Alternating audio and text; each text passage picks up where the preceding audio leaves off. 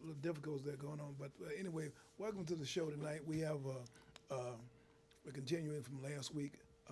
We have Barrios Janitos here with Mindy from from Georgia, from Georgia, part of the Barrios Janitos program now. She's doing an internship, I believe, at Barrios Janitos.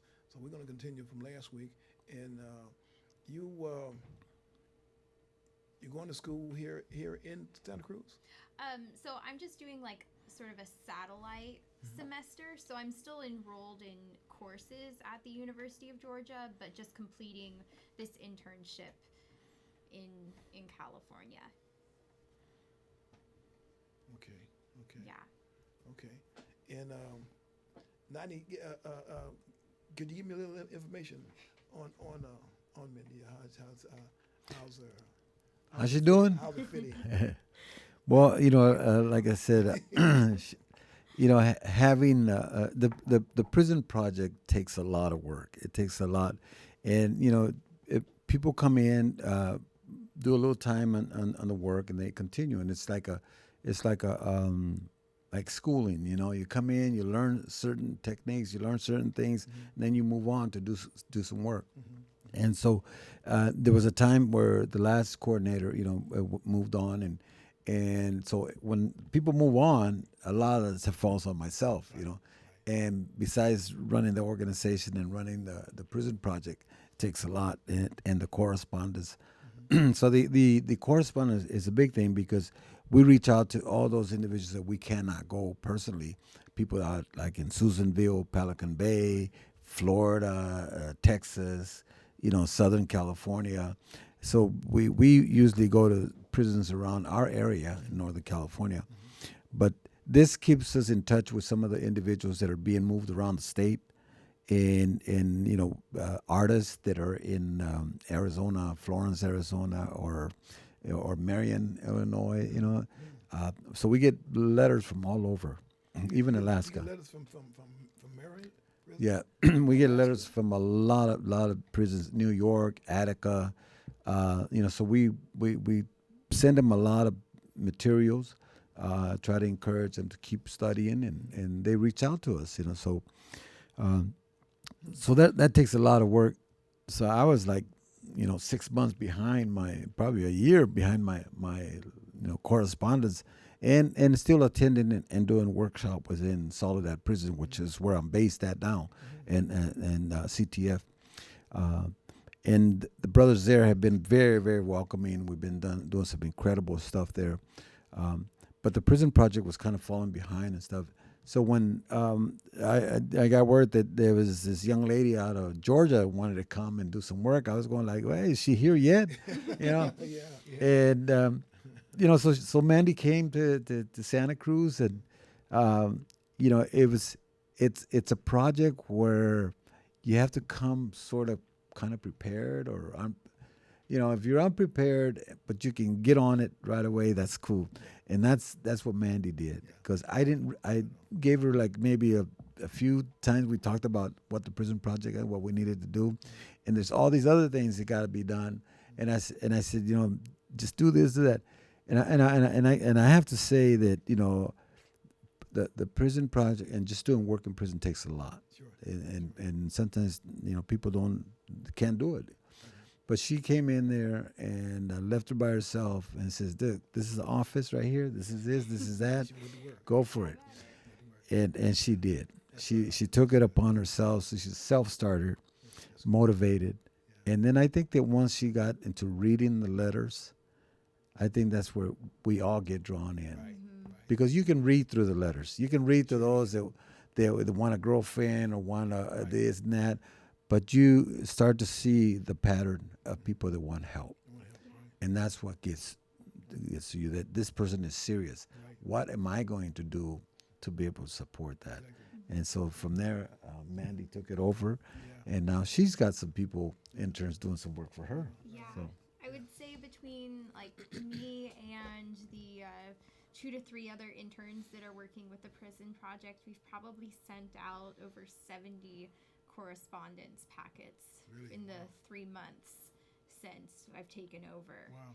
Wow. Yeah, so it's nice to see it back on its feet, and because you read these letters and Mm-hmm. you can tell how much Barrios Unidos really means to them. It's like family. You know, Right, they're exactly. asking where we are and how are we. Yeah. Yeah. Well, me myself personally, I want to say thank you for the guys that's incarcerated. You know, I know what it is to be in there, and I know the feeling. So I want to say thank you for them. That can't say thank you to you personally. So thank you. I appreciate it. Yeah. I see you have some hats here. Yeah, well, you know, the prison project, like I said, it takes all kinds of shapes. It takes everything, and I brought these because I wanted to share them with you. And somewhere in here, there's 28 years, and not that you know, play on that, but I just want to say that each hat, it's a class in Soledad Prison called Reality Check. And Reality Check is run by a brother there that is, you know, they come together, they talk about doing what works and what doesn't work, and but each graduating class signs the amount of time they've done, you know, what they're doing. 22 years, 18 years, 19 years, 25 years, 23 years, 16 years, you know, on and on and on it goes, you know. And so all these, almost every hat represents about 300 years Is that of right? prison time. Wow. So you add all that, Wow. this is just one institution, one class. So you add all those, and you know you start to get the picture of what it is. When I first got the first one, I saw it, and I didn't want to cry in front of the fellas, but I took it home, and I cried. Wow. I cried because I got a feeling now. they sent, you know, they said things like things that I had heard before, in terms of the work, but a lot of them were directing it directly to me. Says, thank you, Nanee. You know, thank you. And I'm going like, wow, this person's thanking me. He's done 40 years, you know. And so you take that, and we don't get funded for prison work. A lot of this work is done on a voluntary basis. Once in a while, someone will kick down a little bit, but the majority of the work is done on a volunteer basis. Yeah. But this is the paycheck that we get when we see someone that's changed their life around and says, you know what, because of you guys coming in, you know, I'm doing this now and I'm doing that. And what they want us to let their relatives know that they're changing, because a lot of times they're not connected to their relatives, or the relatives, they saw another person when they first went in, and after so many years they've changed. But that you know, some people out here don't change. They don't change. You know, and the thinking doesn't change. But here, these individuals like yourself has gone through a whole transformation. Wendell was not the same person that went in. You know, completely different person. And so people say, how do you trust them? I said, let me tell you, if they tell me don't come tomorrow because it's not going to be safe for you, I will not go tomorrow. Exactly. Or if they tell me, you know what, this is going on, you know, or they say, you know what, that person over there, yeah, we don't know if he's ready to go. I'm going to believe them. Right, exactly. Because these individuals have really dedicated themselves, they've changed their lives, and they want to make sure they're taking care of us. When we walk into the institution, there's several people taking care of us. They're watching us. I feel safe, you know. And I want to say this on a personal and what it does to me. And people ask, why do you keep going? When I am standing or sitting in front of a group, and I'm talking and I'm saying something, and I could hear and I can see everybody's eyes, and it's the only place that I really have felt so close to God that it's hard for me to explain, but I call it the zone. And then when I'm talking and I see if I move like this, all the eyes move, or if I do a hand gesture to emphasize a point, and I see eyes move, what I see and what I feel is that the Creator's is touching me, or has touched the room, Wow.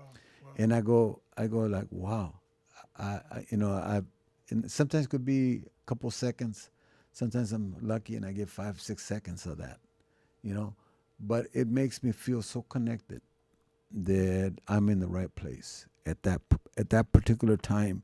I'm in the right place, and I'm doing what I'm supposed to be That's doing, what you're doing. Right. you know. Right. So then when I catch myself doing that, I go like, "Wow, that's probably one of the paychecks, Exactly.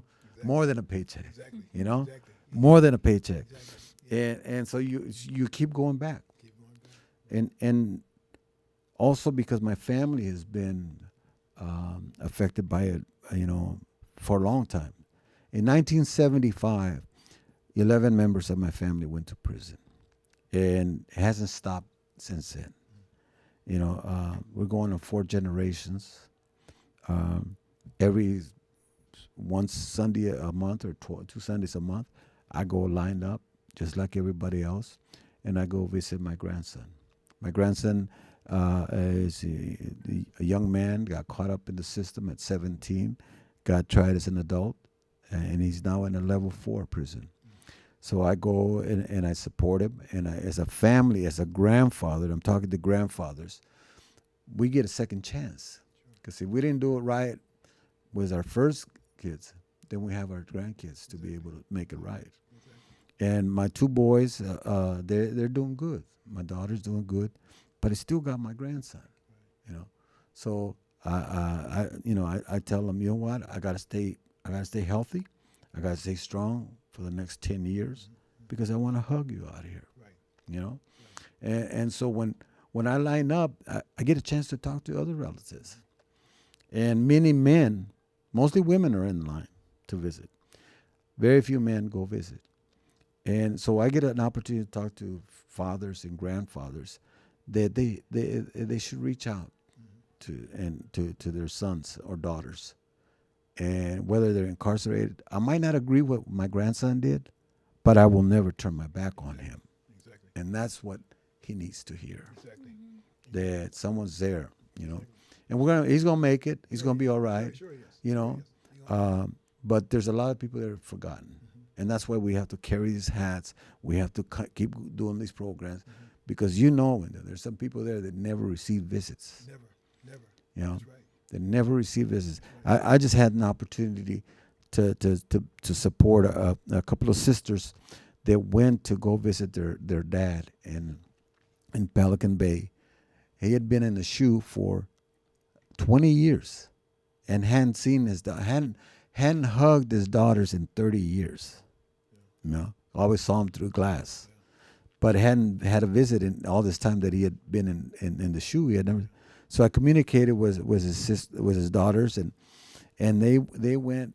We were able to rent a car for them and transportation, and they went to Pelican Bay, and they were texting me pictures of their journey. And then after they visit, they text me a picture of them embracing their father. That's something. You know what I'm saying? Yeah. That is like, okay.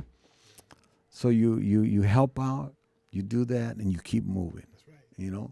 Because Sonny is not the same person that he was, and he's not the person they're accusing him to be. Of course not.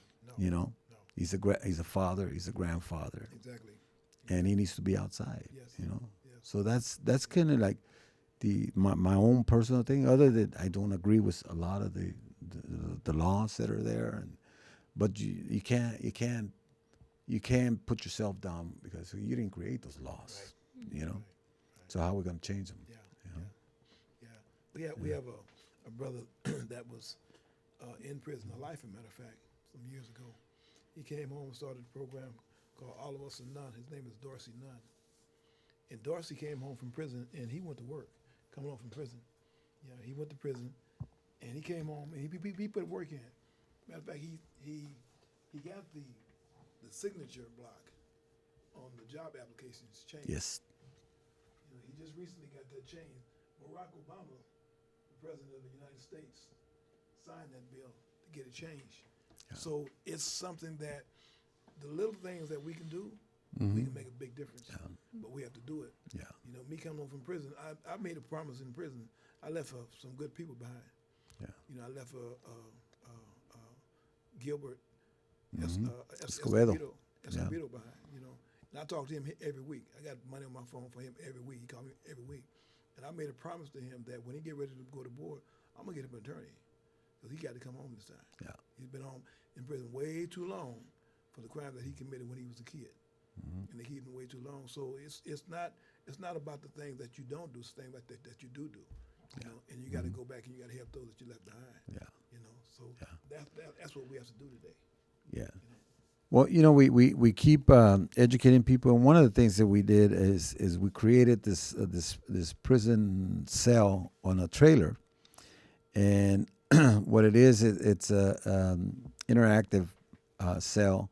And I'm gonna let Mandy talk a little bit about it and what we're doing with it next coming weekend, so that we could educate people about it. Yeah, it's a replica cell of a solitary confinement and a visiting room, and participants can go into this cell and just get a new perspective of what life might be like inside prison. We have this idea, but not everybody gets to, go to prison. So this allows the community to just see what life might be like inside. And so on Sunday, March the 20th, we're going to be showcasing this cell at the Santa Cruz Museum of Art. So this particular cell project was done by formerly incarcerated individuals. Particularly Mr. Juan Molina did 26 years in and out of prison.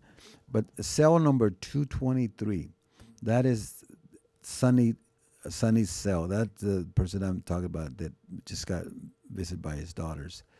The reason I use that number is because there's a human being behind that cage that survived 20 years, and 223 has been a place where Sonny has created some incredible artwork, has become a peacemaker, has become related to his, communicated with his daughters, and has changed his life.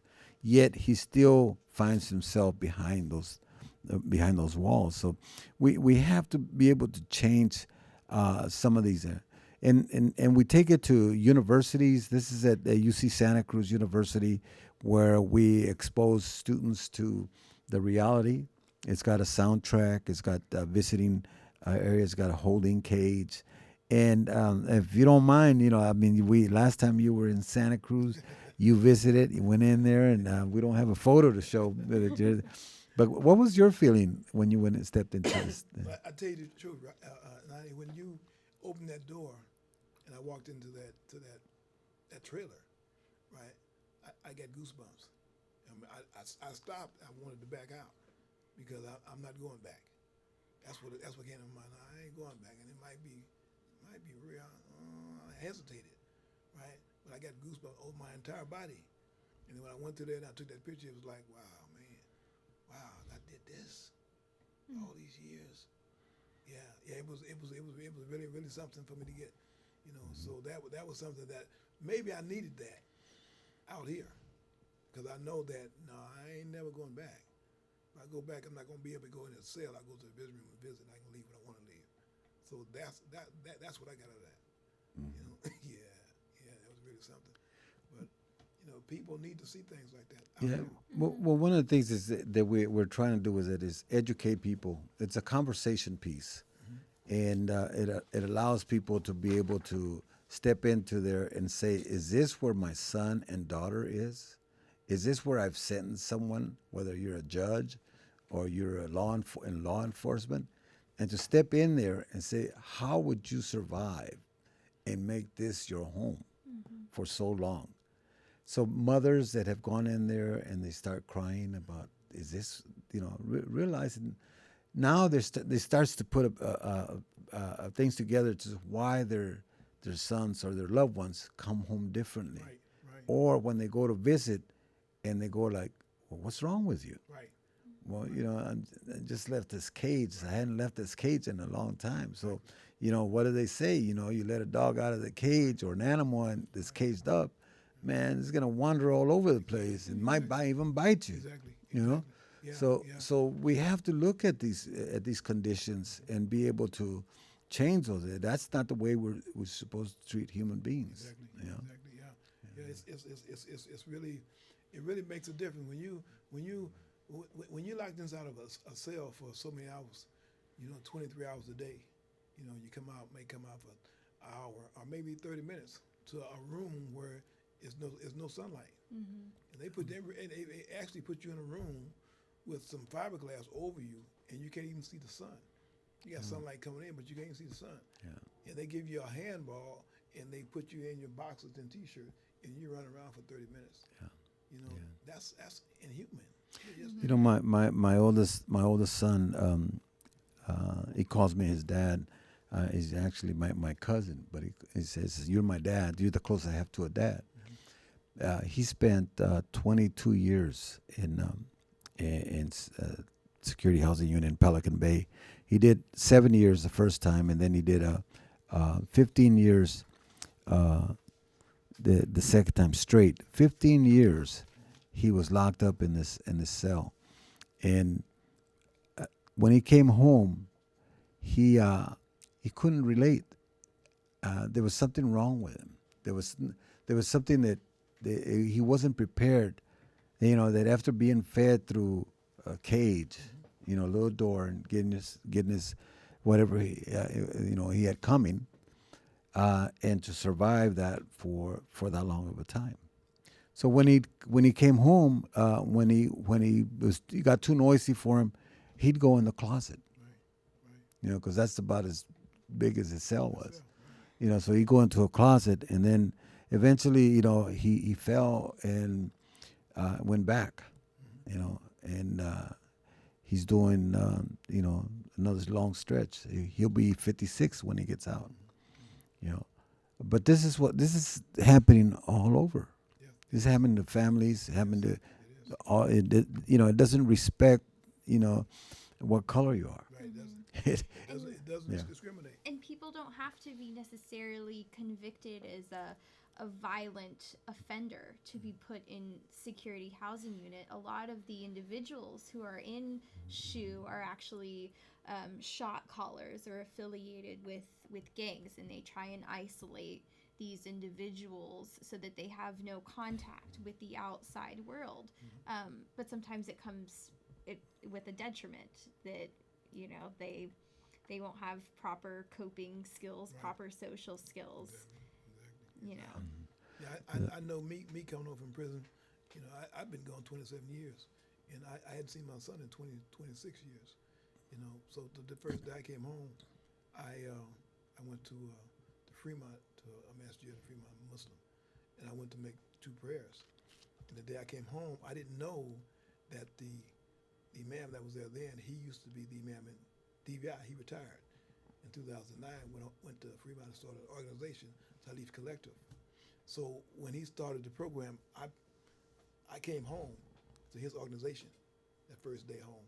Instead of going home, I went right there and made 2 prayers.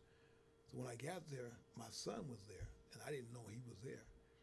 And my 2 granddaughters that I had never seen before. So me getting out of the car, seeing my son, and not knowing who was this, and he's hugging me. He got this beard and his mustache. Who is this? This is my dad. And it it was like who? Dad, my son. It was very emotional for me to hug another man the way I hugged him. But this is my son. Wow. So I know coming home is an adjustment. You got to learn how to hug a man without saying, well, you got to learn how to touch people. You got to learn to get on the bus and people knock up against you. He's not trying to do nothing to you. This is what happens. We're human back in society. So coming home, you have to get readjusted to everything all over again. Yeah. You really do. Yeah. People look at you crazy. He's just looking at you. He ain't trying to try you. He's Yeah. just looking at you. Mm-hmm. And that's what they do. Put somebody step on your toe. He didn't mean, it was a mistake. He didn't mean to do it. In prison, somebody step on your toe, that's serious. Yeah. You watching people's hands, what they got in their hands. But people in society, it took me 2 months to stop looking at people's hands. In society, I'm here, I'm out now. It took me 2 months to stop looking at people's hands because I'm trying to figure out what he got in his hand. He got keys. Yeah. He got his car keys in his hand. So that's the kind of stuff that we have to get readjusted to coming out in this world. It's bad. And also from our perspective out here, we have to get used to, seeing those signs. Yesterday, I had a conversation with my son Pancho, and he called and he says, I just wanted to get back to you. I've been trying to reach out to you, and he goes, for the last 3 years on this sentence, I've been really depressed. I've been, kind of just giving up. And I finally realized that, another guy here that is also a lifer has told me that, what are you doing, Pancho? What are you doing with your life? You haven't, you're going off. You're too smart for that. You got so much talent. And he says, I just wanted to call you, let you know that I know I've been off track for the last 3 years, but it had to do with me coming back to prison, and that I had lost that opportunity, and I didn't do some of the things you told me to do that would keep me out of prison, and I was trying to do it on my own, and even though I had help, I went off and didn't realize what was happening to me, and I got caught up again, and so I punished myself all this time, but now I had a dark cloud over me. He goes. And I think that dark cloud is getting a little lighter now. And I realized that I have these talents. And I started to draw again. I started to do things. And I'm going to get out. And it was so good to hear that. And from a loved one's perspective, you just got to support them when they're reaching out to you. Because, I had to tell them also, too, that I felt bad about him going back to prison. And it took me a little while out here to say, okay, but now, we straighten that out. So now we say, okay, let's go from here on again. Right. I'm not going to give up on him. Right. Exactly. And that's what families need to do is reach out and continue to support that. Right. I tell families on my show, I try to do it every week, is that if you have someone that's in prison, that's doing time, check on them. Check on them. Man, a lot of people that went to prison, they burned bridges down. Yeah. Going into prison, they did some bad things to their families. The mothers don't want to answer the telephone, don't collect phone calls or whatever. But if a person takes time and they write you a letter, read the letter, understand the letter. A letter can say a lot of things. Yeah. And you can tell when a person is jiving. You can tell when a person is serious in a letter, right? But read the letter. People get to a certain point in life where they change. People thought I could never change. I did a complete metamorphosis. When I went to prison, I was a monster. If I was on the jury, I'd have sent myself to prison. I was a monster, yes. But I went in prison and I made a promise. I was in Pelican Bay Hole and I made a promise. I had a bug crawl in my cell. I had a single cell. I had a bug crawl in my cell, and that bug became my cellie until he died. Right? And I made a promise to Allah, God, three other reliable people. If I ever get out of this situation that I'm in, I'm going to change my life. I will never harm to nobody else ever again in life. I made it back to the main line. When I got to the main line, a war was going on. I came from safe zone to war zone, and I had to survive. Right? I stayed there, and I made to the point to where I got a good guy transfer. I got transferred from Pelican Bay to Mill Creek in 1995. Right? And I made a point that I'm going to change my life, and from that bug to this day, I changed my life. I ain't gonna harm nobody in no kind of way. I'm not gonna talk crazy to you in no kind of way. I don't care what problem you had this morning waking up. Mine is good. That's right. Mine is good, right? That's right. I'm gonna treat everybody like I want to be treated. I'm gonna treat you with utmost respect because you are a woman. You have something that we need. That child. You bring life into the world. You be respected with the utmost respect from me, right? Because you are a woman. You give birth to our children. So I'm going to respect any and everybody I don't care what color you are, where you come from, what size hat you wear, what size shoes you wear. I don't care nothing about none of that. You got blood that bleed, same color as mine. If you had green blood, I would kind of feel you. Okay, but I'm gonna give you the respect that you have coming, and that's what people need to learn. That when you go in prison, people change. They change either for the worse or either for the better. Sometimes for the better, but you have to give them another shot. So if you have somebody in prison, call them, check them out, write them letters, go check on your loved ones, because you don't know, they might be treated real bad in whatever prison they are. No, it definitely has been an experience, positive experience. So, what I would say, Wendell, to all the family members out there that to not to give up, and to keep on. In my classes, I also hold people responsible. We have to hold ourselves responsible. We have to. Don't blame it on the system. Don't blame. Yeah, we know the system is broken, but whatever's broken within us, we can fix. And then we can go try to deal with the system, but we got to fix ourselves. This in 2 days, I'll have 29 years clean and sober. Clean and sober. No drugs, no alcohol, nothing. That completely changed my life. So I share that with the guys, but I also still have a responsibility. That I have to. I have elders that I have to respond to. I have, things that I have to do, meetings that I don't want to go to, all those things. But I will line up at the visiting office, take whatever comes, humiliation they give you there, because you're not there to see them. You're there to see your loved one and give him or her some support. So I would say to all the families, and then we need to unite. We need to unite in terms of us that are out here, so that we can help those inside and change life. I was going to ask Mandy, see if she'd say about this Sunday, and you're going to be one of our guests, so you want to talk about that? Yeah, won't this be airing after the date? It's going to be after. Yeah. Yes, but it's okay. Okay. Well, on Sunday, March 20th, in partnership with the Santa Cruz Museum of Art and History, Barrios Unidos is going to be putting on an event called Jazz for Freedom. And our idea is to bring awareness to the attention of mass incarceration in the criminal justice system. So we're going to have our traveling prison cell there, and people can come in and experience the cell, and then we'll also have live music. Yeah. Also, April 9th will be our second. This is going to be a series. So April 9th, we'll have, again, Jack Bowers, who is an instructor at Soledad Prison, taught music there for a long time. We have Mr. Wesley Hayes on drums. He did 30 years there in Soledad. And others, that have done time.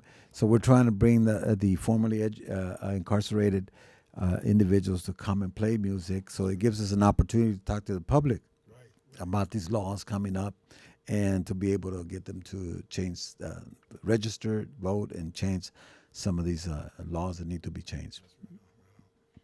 Well, we want to thank you, Mandy, Mandy, and Nanee for coming on to the show tonight. We had a good time on this one. This was a good one, and we want to welcome the audience, the viewers, to look at our show.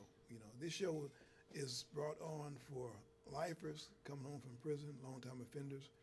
We have people that work with lifers that's in prison, with incarcerated people in prison.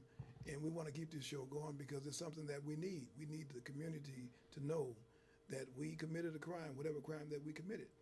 We went into the system and we were temporary and sane. But we went into the system and we educated ourselves to who we are now. We're here. We're back in society, and we're going to be here. We're not going anywhere, and we're making a difference. I'll be of service for the rest of my life. I'm going to give it back for the rest of my life because that's what I do. That's part of my work, and I love what I do, and there's nothing nobody can do about it. I'm not going to stop. So look at our show on Saturday nights at 7 o'clock on Channel 29 or either 76. If you can't get it on Saturday nights, you're late coming home, you miss it, look at it on Monday at 1:30 on Channel 29 or 76. And tell us what you think about it. And we want to thank you for being here tonight, and come view us next week. Thank you for being part of our audience. Have a good nice night.